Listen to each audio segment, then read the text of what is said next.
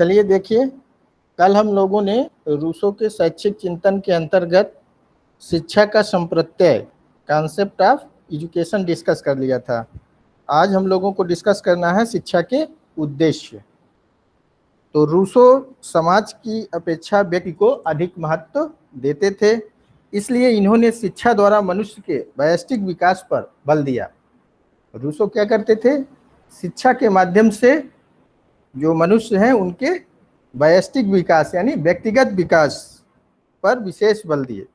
इन्होंने कहा कि हमें किसी बच्चे को सैनिक, पादरी अथवा मजिस्ट्रेट बनाने से पहले उसे आदमी बनाना चाहिए।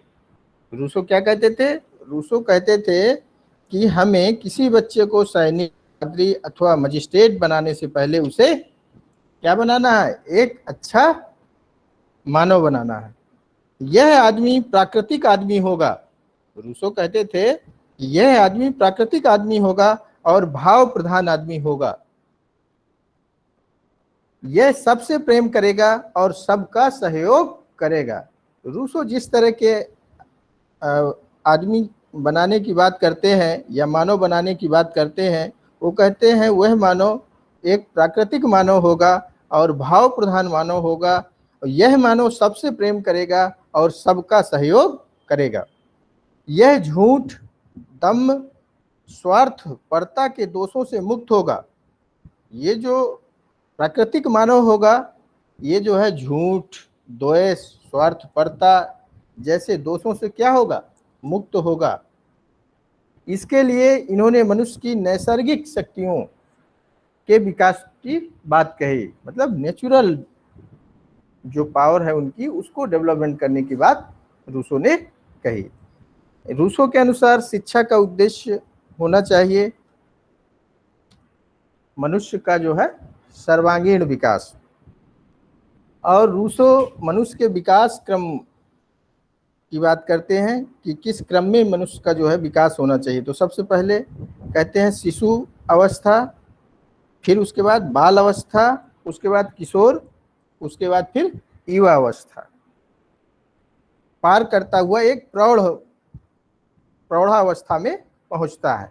और भिन्न भिन्न आयु स्तर पर उसकी शारीरिक एवं मानसिक स्थिति भी क्या होती है? भिन्न होती है। ठीक है, शारीरिक और मानसिक स्थिति भी भिन्न होती है। शिशु अवस्था में अलग, बाल्यावस्था में अलग, किशोरावस्था में अलग, युवा अवस्था में अलग और प्रौढ़ावस्था में अलग। ठीक है। आगे देखिए, रूसो ने इन्हीं भिन्नताओं के आधार पर भिन्न भिन्न आयु स्तर की शिक्षा के उद्देश्यों में भी कुछ भिन्नता की बात जो है कही है। तो ध्यान दीजिएगा, पहला उद्देश्य है इनका जो शिक्षा का, वो शारीरिक विकास है। शारीरिक विकास, मनुष्य एक मनोशारीरिक प्राणी है। मनुष्य एक मनोशारीरिक प्राणी है, उसका मन भी इस शरीर का अंग है। शरीर है तो मनुष्य का अस्तित्व है अथवा नहीं, इसलिए उसका शारीरिक विकास करना पहली आवश्यकता है।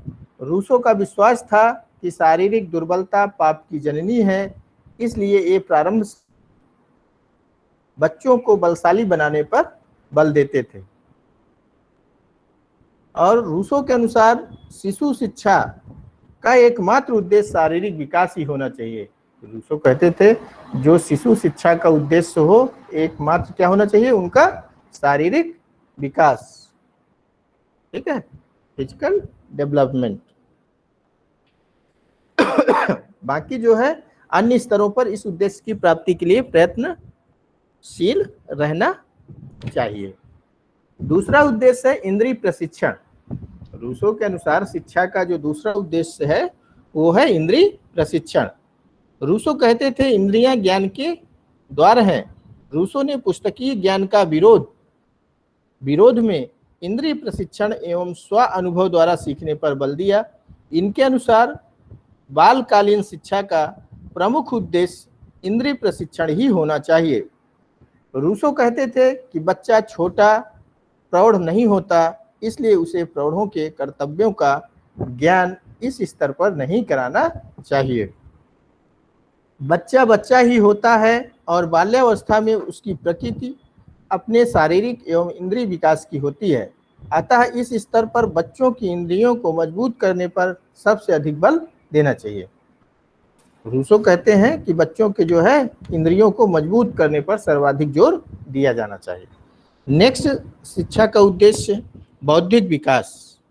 रूसो कहते थे कि जब बच्चे की इंद्रियां प्रशिक्षित हो जाएंगी, ध्यान दीजिएगा, रूसो कहते थे कि जब बच्चों की इंद्रियां प्रशिक्षित हो जाएंगी तो वह स्व अनुभव द्वारा स्वयं सत्य की खोज करेगा और इस प्रकार उसका जो बौद्धिक विकास है वो होगा।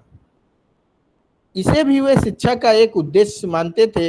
इनके विचार से किशोरावस्था पर इस उद्देश्य की प्राप्ति के लिए प्रयत्न करना चाहिए।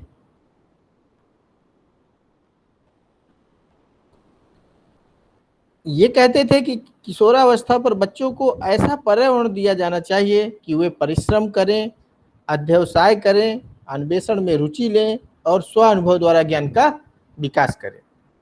नेक्स्ट उद्देश्य है इनका शिक्षा का भावात्मक विकास का उद्देश्य।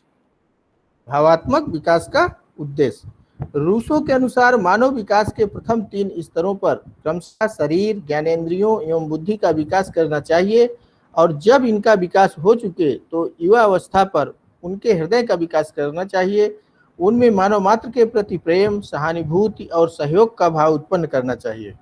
जीने की कला। रूसो जीवन के कटु सत्यों को पहचानते थे। ये जानते थे कि मनुष्य में जीने की इच्छा है और उसका जीना अन्य प्राणियों से भिन्न होता है, अतः ये उसे जीने की कला में भी दक्ष कर देना चाहते थे।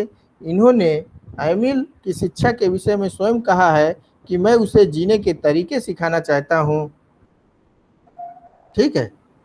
इनके अनुसार पुरुष एवं स्त्रियों की जो प्राकृतिक रचना है वो समान होते हुए भी उनका जो कार्यक्षेत्र होता है वो भिन्न होता है। ठीक, पुरुष और स्त्रियों की जो प्राकृतिक रचना है वो तो समान है, लेकिन जो दोनों का कार्य क्षेत्र है उसमें भिन्नता होती है।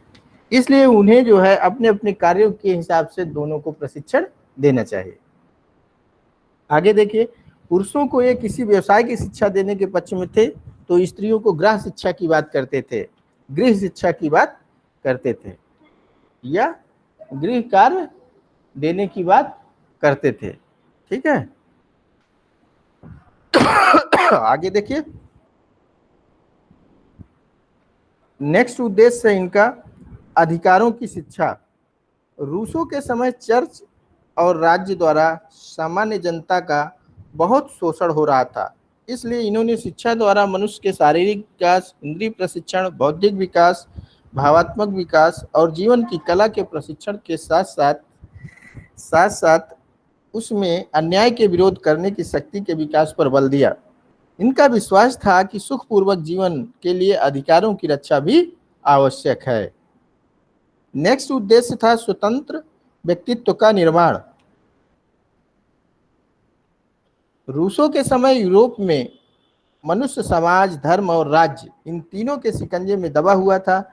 रूसों ने स्पष्ट किया कि मनुष्य जन्म से ही स्वतंत्र पैदा होता है, उसकी प्रकृति स्वतंत्र रहने की है, इसलिए उसे अपने समाज और अपने राज्य का निर्माण स्वयं करने और उनका संचालन स्वयं करने की स्वतंत्रता होनी चाहिए। और यह तभी संभव है जब मनुष्यों को सोचने और विचार अभिव्यक्त करने की पूर्ण स्वतंत्रता हो। ऐसे पर्यावरण में मनुष्य में जिस व्यक्तित्व का निर्माण होता है उसे ही हम स्वतंत्र व्यक्तित्व की संज्ञा देते हैं। ठीक है। तो ये उद्देश्य थे, ध्यान रखिएगा। पहला उद्देश्य था शारीरिक विकास का उद्देश्य, दूसरा इंद्रिय प्रशिक्षण का विकास, तीसरा है बौद्धिक विकास, चौथा है भावात्मक विकास, नेक्स्ट है जीने की कला, अधिकारों की रक्षा, फिर है स्वतंत्र व्यक्तित्व का निर्माण। अब देखिए शिक्षा की पाठचर्या। रूसो के अनुसार शिक्षा की पाठचर्या, रूसो ने मानव विकास की जो मनोवैज्ञानिक अवस्थाएं हैं उनको प्रस्तुत किया और उसी के अनुसार प्रत्येक स्तर के लिए भिन्न भिन्न उद्देश्य एवं भिन्न भिन्न पाठचर्या निश्चित की। ये बच्चों के ऊपर अपनी तरफ से कुछ भी लादने के पक्ष में नहीं थे, ये तो उनकी प्रकृति के अनुकूल पर्यावरण तैयार करने की बात कहते थे और इसलिए इन्होंने भिन्न भिन्न आयु स्तर के बच्चों की मनोवैज्ञानिक स्थिति को दृष्टिगत रखते हुए उनके लिए पाठचर्या का विकास किया है। ठीक, तो अब देखिए मनुष्य की जो शैक्षिक जीवन है उसको रूसो जो है 4 कालों में बांटते हैं और उनके लिए जो है अलग अलग पाठचर्या भी निश्चित करते हैं। तो पहला जो विभाजन है इनका, यह पहला काल है शैशव काल, जिसको जन्म से 5 वर्ष तक मानते हैं। इस आयु में बच्चे, रूसो कहते हैं कि इस आयु में जो बच्चे होते हैं वो पशु सादृश्य होते हैं। उनके जो पुट्ठे होते हैं वो मजबूत होते हैं, यानी कंधे जो होते हैं वो मजबूत होते हैं, वे क्रियाशील होते हैं, वे प्रतिक्षण कुछ ना कुछ करना चाहते हैं, वे खेलने कूदने दौड़ने और गायन में रुचि दिखलाते हैं। अतः इस स्तर पर बच्चों को इसी के लिए अवसर देने चाहिए। रूसो का विश्वास था कि कृत्रिम जीवन ने हमारा स्वास्थ्य चौपट कर दिया है, इसलिए कहते थे कि बच्चों को प्रकृति की गोद में स्वतंत्र विचरण करने दो, जिससे इनका शरीर शीत और गर्मी को सहन करने के योग्य बन जाए। इस आयु स्तर के लिए बच्चों के लिए एक किसी भी प्रकार की निर्देशन अथवा पुस्तकीय ज्ञान का विरोध करते थे। शैशव काल में ये कहते थे कि इस आयु के बच्चों को किसी भी प्रकार का निर्देशन अथवा पुस्तकीय ज्ञान ना दिया जाए। ठीक है, नेक्स्ट बाल्यावस्था, जिसका समय ये निर्धारित करते हैं 5 वर्ष से 12 वर्ष तक। इस अवस्था पर बच्चों का शारीरिक विकास होगा और उन्हें खेलने कूदने दौड़ने तथा तैरने के पूर्ण अवसर प्रदान किए जाएंगे। रूसो कहते हैं कि बाल्यावस्था में जो बच्चों का शारीरिक विकास है वो होगा और उन्हें खेलने कूदने दौड़ने तथा तैरने की पूरी स्वतंत्रता होगी। इसके साथ साथ उनकी इंद्रियों का भी विकास होगा। इंद्रिय प्रशिक्षण के लिए उन्हें भिन्न भिन्न वस्तुओं को देखने, स्पर्श करने, सूंघने, सुनने एवं चखने के अवसर दिए जाएंगे और उनकी अनुभूतियों को भाषाबद्ध किया जाएगा। इसी आधार पर बच्चों को इस समय प्रकृति अध्ययन, भाषा, गणित और भूगोल की शिक्षा दी जानी चाहिए। इस समय वे स्वयं के अनुभवों के आधार पर सीखेंगे और आगे के स्तर पर इन्हीं विषयों का विस्तृत अध्ययन करना प्रारंभ करेंगे। ओके, आगे देखिए, नेक्स्ट है किशोरावस्था, जिसका समय निर्धारित करते हैं 12 से 15 वर्ष तक। इस स्तर पर बच्चों की शारीरिक एवं मानसिक शक्तियों में विकास होता है और वे अपने क्रियाओं के फल को समझने एवं मूल्यांकन करने लगते हैं। इस काल में जिज्ञासा की जो प्रवृत्ति है वो बहुत तीव्र हो जाती है। बच्चे नई नई चीजों की खोज में रुचि दिखलाते हैं, अतः इस समय उन्हें प्राकृतिक विज्ञानों की शिक्षा दी जानी चाहिए। नेचुरल साइंसेज की जो शिक्षा है वो दी जानी चाहिए। आगे देखिए, इसके साथ साथ भाषा, गणित, भूगोल, हस्तकार, संगीत तथा सामाजिक जीवन की शिक्षा भी दी जानी चाहिए। उद्योग की शिक्षा भी इस स्तर पर प्रारंभ कर देनी चाहिए। इसके अंतर्गत रूसो ने लकड़ी के काम आदि को भी स्थान दिया है। नेक्स्ट है युवा अवस्था, जिसका समय निर्धारित करते हैं 15 से 25 वर्ष। आवाज क्लियर आ रही है? Yes sir. तो देखिए, युवा अवस्था जिसका समय 15 से 25 वर्ष तक निर्धारित करते हैं। इस अवस्था में बालक न रहकर मनुष्य बनता है, अतः अब उसके संवेगों को स्थिर करना चाहिए। संवेगों को स्थिर करना चाहिए। रूसो इसी समय निश्चयात्मक शिक्षा, पॉजिटिव एजुकेशन को भी प्रारंभ कर देने के पक्ष में थे। रूसो कहते थे कि प्रारंभ में बच्चों को निषेधात्मक शिक्षा दी जाए, ठीक है, और जो पॉजिटिव एजुकेशन है वो कब शुरू की जाए? युवावस्था में, यानी 15 से 25 वर्ष तक जो है पॉजिटिव एजुकेशन देने के पक्ष में थे, निश्चयात्मक शिक्षा। यद्यपि ये तत्कालीन समाज के विरोध में सामाजिकता का भी विरोध कर बैठे, लेकिन अपने काल्पनिक पात्र एमिल की शिक्षा का विधान करते समय इन्होंने सामाजिक नियम, नीति और धर्म के महत्व को स्वीकार किया था और युवावस्था में इसकी शिक्षा का विधान भी किया था।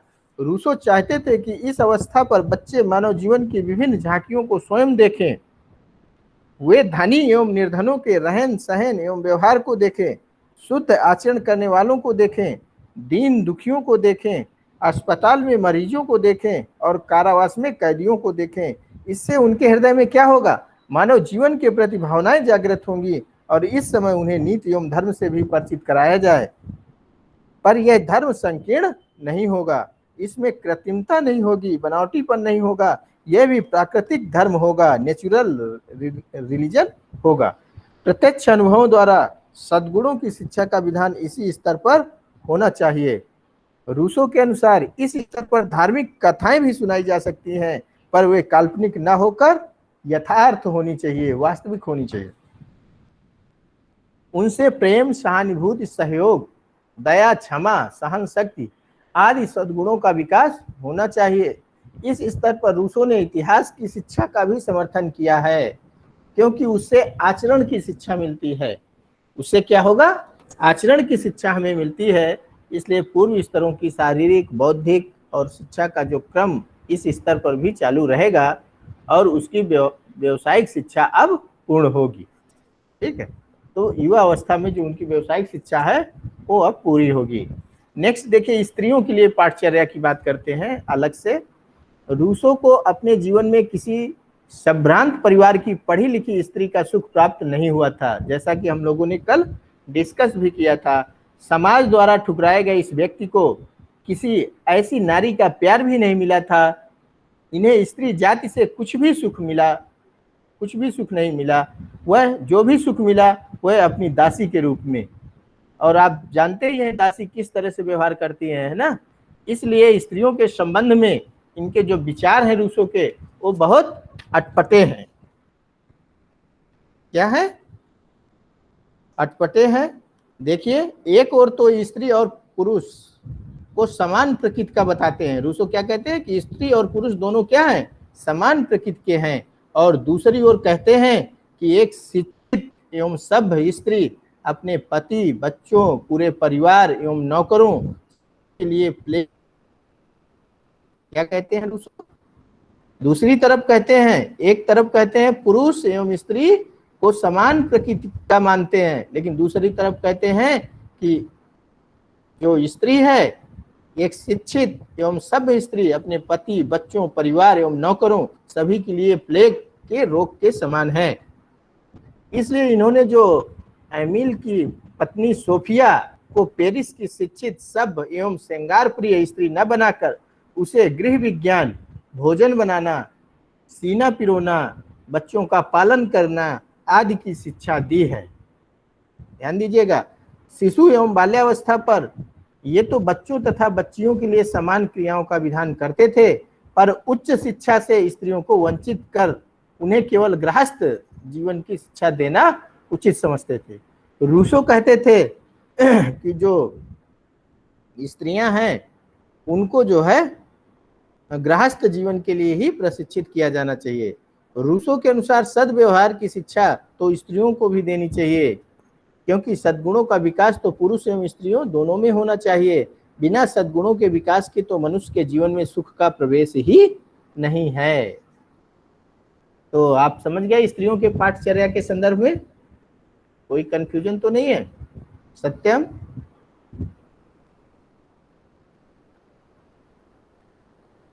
आवाज आ रही है?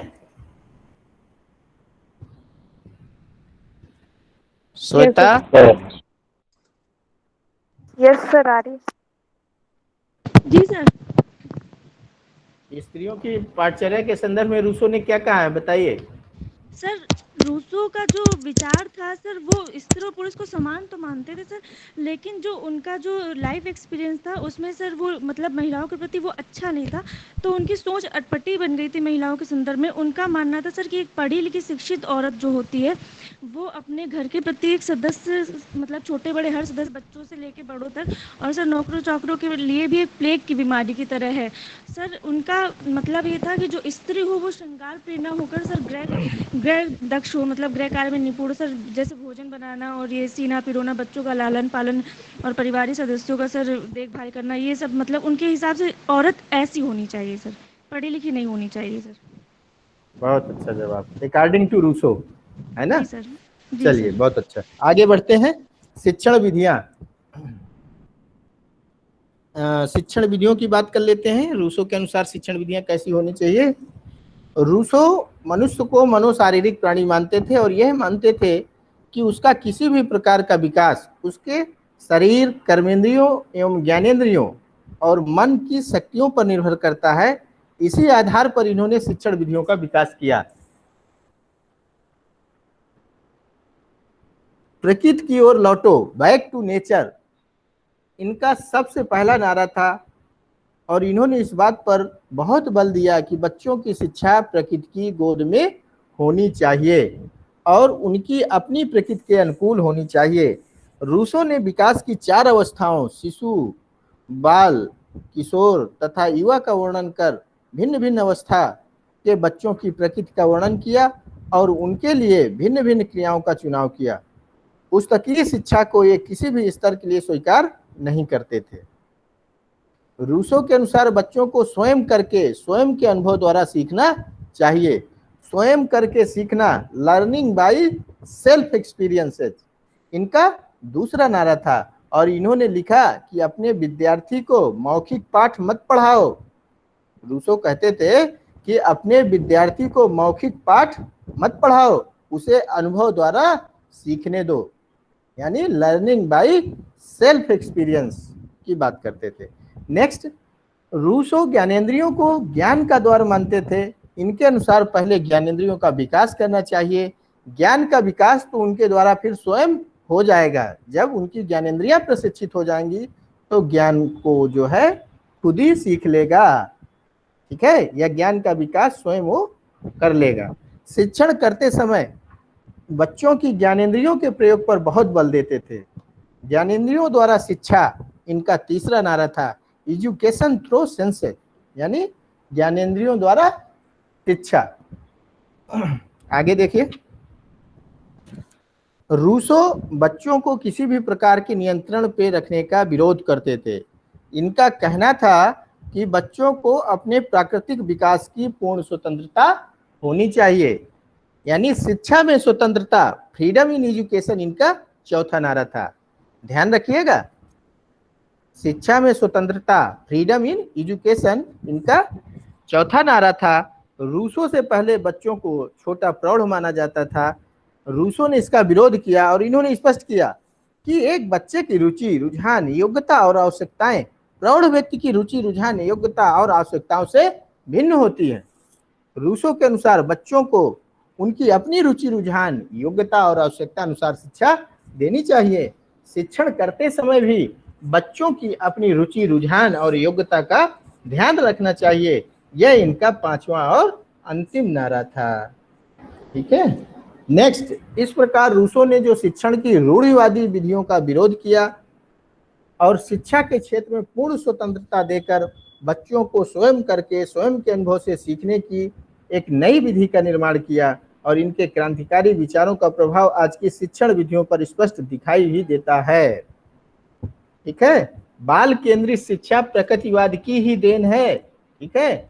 रूसो प्रकृतिवादी दार्शनिक है, ठीक है, तो ध्यान रखिएगा। रूसो ने पुस्तक प्रणाली को भी दोष मुक्त बताया और उसके स्थान पर करके सीखने और स्व अनुभव द्वारा सीखने की बात कही। यह स्व अनुभव ज्ञानेंद्रियों द्वारा होता है, अतः बच्चों की शिक्षा में उनकी ज्ञानेंद्रियों, पदार्थ एवं क्रिया का महत्व बढ़ा और इन्होंने बालकों को अपने प्रतिकूल सीखने के लिए स्वतंत्र छोड़ने की बात भी कही और साथ ही बच्चों पर बाह्य बंधन का विरोध किया और इससे भी स्वक्रिया को बल मिला। और रूसो की इस विचारधारा ने आगे चलकर अवलोकन विधि, अन्वेषण विधि और डाल्टन प्रणाली विधि जैसी मनोवैज्ञानिक विधियों को जन्म दिया, ठीक है। तो जो रूसो प्रकृतिवादी है, तो जो आज के शिक्षण के क्षेत्र में इनका योगदान है वो शिक्षण विधियां, जो आज हम लोग शिक्षण विधियों का प्रयोग करते हैं, ये रूसो के द्वारा ही जो है दी गई हैं। यानी प्रकृतिवादी जो दार्शनिक रूसो हैं, प्रकृतिवादी दार्शनिकों के द्वारा ही जो है दी गई हैं। बाल केंद्रित शिक्षा और जो शिक्षण की विधियां हैं आपकी, लर्निंग बाय डूइंग, ठीक है, लर्निंग बाय सेल्फ एक्सपीरियंस, अवलोकन विधि, निरीक्षण विधि, अन्वेषण विधि, खोज विधि, ठीक है, डाल्टन प्रणाली विधि इत्यादि मनोवैज्ञानिक विधियों का जो है जन्म हुआ, ठीक। तो आज का लेक्चर यहीं पर समाप्त करते हैं। कल के लेक्चर में हम लोग रूसो के अनुसार अनुशासन, शिक्षक, शिक्षार्थी और विद्यालय साथ ही शिक्षा के अन्य पक्षों पर डिस्कस करेंगे। ठीक, अब आपका कोई प्रश्न है तो आप अपनी बात रख सकते हैं। उसके बाद जो है 5 मिनट आपके लिए है, आपको कुछ पूछना है जितना हम लोगों ने डिस्कस किया है, बताइए। सर प्लेटो का 5वां नारा क्या था सर, एक बार बता दीजिए। प्लेटो नहीं पढ़ाया बेटा, प्लेटो नहीं पढ़ाया, कहाँ पहुंच गए रूसो सर। दीपक? हाँ सर। हैं, आप कहाँ पहुंच जाते हैं? अरे सर आजकल थोड़ा सा डिस्टरबेंस चल रहा है, इसलिए थोड़ा सा नाम अलग आ गया। कोई बात। रूसो का 5वां नारा बता दीजिए सर क्या था।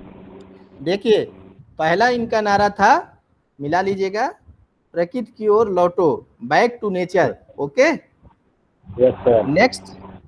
नेक्स्ट था इनका स्वयं करके सीखना, लर्निंग बाय सेल्फ एक्सपीरियंस, दूसरा नारा था। और तीसरा था इनका ज्ञानेंद्रियों द्वारा शिक्षा, एजुकेशन थ्रू सेंसेस, यानी ज्ञानेंद्रियों के द्वारा सीखना। नेक्स्ट इनका चौथा नारा था, शिक्षा में स्वतंत्रता, फ्रीडम इन एजुकेशन। नोट कर लिया।